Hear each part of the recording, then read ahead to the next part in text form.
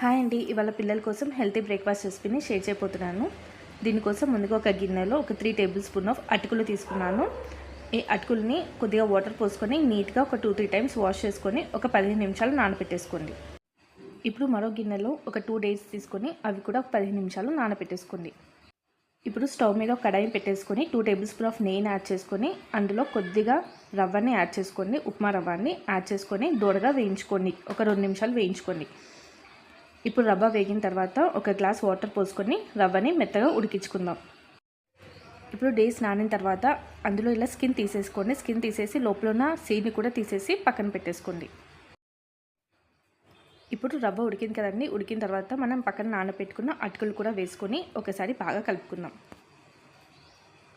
ఒక 5 నిమిషాలు అటుకులు కూడా బాగా మెత్తగా ఉడికిన తర్వాత మనం పక్కన తీసి పెట్టుకున్న డేట్స్ని కూడా అందులో వేసుకొని మరో 2 నిమిషాలు ఉడికించుకుందాం.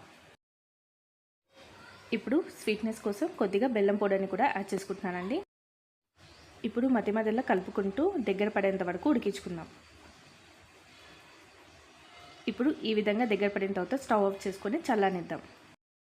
అంతేనండి, ఎంతో హెల్తీ బేబీ రెసిపీ రెడీ అయిపోయింది. ఇది బ్రేక్ఫాస్ట్లో కానీ డిన్నర్లో కానీ మీరు ఎప్పుడైనా పెట్టొచ్చండి. పిల్లలు మంచిగా ఎంజాయ్ చేస్తారు, వెయిట్ గెయిన్ కూడా అవుతారు.